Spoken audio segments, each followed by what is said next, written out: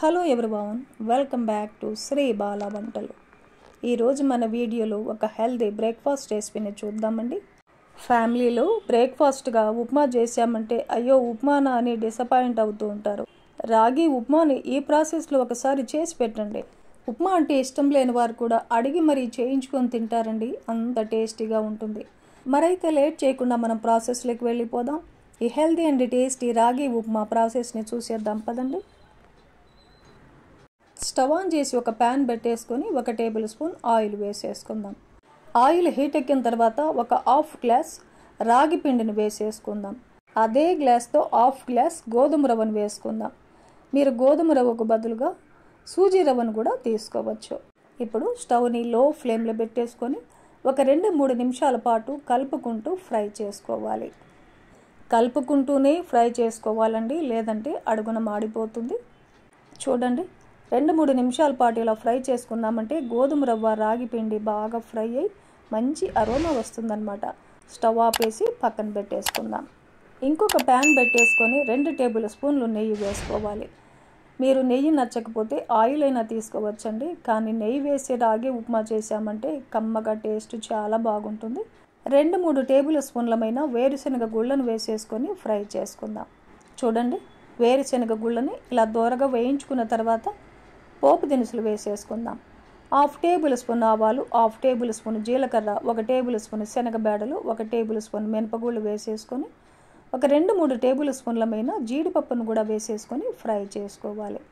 ఇవన్నీ ఇలా బాగా ఫ్రై చేసుకున్నాక ఒక 3-4 పచ్చిమిర్చిని ఇలా చీలికలుగా కట్ చేసి వేసేసుకుందాం. ఒక ఉల్లిపాయని ఇలా పొడవుగా కట్ చేసి వేసేసుకోవాలి. ఉల్లిపాయలు బ్రౌన్ కలర్ వచ్చేంత వరకు ఫ్రై చేసుకోవాలి. ఇలా ఫ్రై చేసుకున్న తర్వాత 1 టేబుల్ స్పూన్ అల్లం వెల్లుల్లి పేస్ట్ వేసేసుకొని అల్లం వెల్లుల్లి పేస్ట్లో ఉన్న పచ్చిదనం పోయేంత వరకు లో ఫ్లేమ్లో ఒక 2 నిమిషాల పాటు ఫ్రై చేసుకున్నాక కొద్దిగా ఫ్రెష్ కరివేపాకును కూడా వేసేసుకుందాం. ఒక చిన్న టమాటోని ఇలా చిన్న పీసెస్గా కట్ చేసి వేసేసుకొని ఫ్రై చేసుకుందాం. మీరు ఇంకా కావాలంటే క్యారెట్ను తురిమేసి వేసేసుకోవచ్చు, ఫ్రెష్ బఠానీని కూడా వేసేసుకోవచ్చు.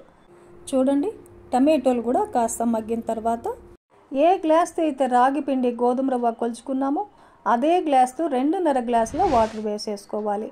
1/2 గ్లాస్ గోధుమ రవ్వ, 1/2 గ్లాస్ రాగి పిండి తీసుకున్నాం కదండి, 1 గ్లాసుకి 2.5 గ్లాసుల వాటర్ వేసేసుకోవాలి. టేస్ట్కి సరిపడా సాల్ట్ వేసేసుకొని ఒక 2-3 టేబుల్ స్పూన్లమైన కొత్తిమీరను కూడా ఇలా పీసెస్గా కట్ చేసి వేసేసుకొని మూత పెట్టేసి మీడియం ఫ్లేమ్లో ఎసర్ని బాయిల్ చేసుకుందాం. చూడండి, ఎసరు ఇలా బాగా కాగిన తర్వాత స్టవ్ని లో ఫ్లేమ్లో పెట్టేసుకొని వేయించుకున్న రాగి పిండి గోధుమ రవ్వను వేసుకొని వెంటనే కలుపుకోవాలండి, లేదంటే ఉండలు వచ్చేస్తాయి. చూడండి, ఇలా ఫాస్ట్గా కలిపేసుకోవాలి. ఇలా బాగా కలిపేసుకొని స్టవ్ని లో ఫ్లేమ్లోనే ఉంచేసుకొని మూత పెట్టేసి ఒక 2 నిమిషాల పాటు కుక్ చేసుకుందాం. 2 నిమిషాల తర్వాత మూత తీసి చూసామంటే చూడండి, మనం వేసుకున్న వాటరు కరెక్ట్గా సరిపోయాయి కదా. మీకు ఉప్మా ఇంకా లూజ్గా కావాలంటే ఇప్పుడు మనం 2.5 గ్లాసులు వాటర్ వేసుకున్నాం కదండి, 3 గ్లాసుల వాటర్ కూడా వేసేసుకోవచ్చు. అంతేనండి, కమ్మనైన రాగి ఉప్మా మనకు రెడీ అయిపోయింది. ఈ రాగి ఉప్మా పల్లీ చట్నీ కాంబినేషన్తో తిన్నామంటే సూపర్గా ఉంటుందండి. వేడివేడిగా సర్వ్ చేయండి. చూశారు కదండి, ఈ ప్రాసెస్లో రాగి ఉప్మాను మీరు కూడా ఇంట్లో ప్రిపేర్ చేసి ఫ్యామిలీకి అందివ్వండి. ఈ హెల్దీ రెసిపీ మీకు నచ్చితే లైక్ చేయండి, షేర్ చేయండి, సబ్స్క్రైబ్ చేయండి. థ్యాంక్ యూ అండి. Thanks for watching.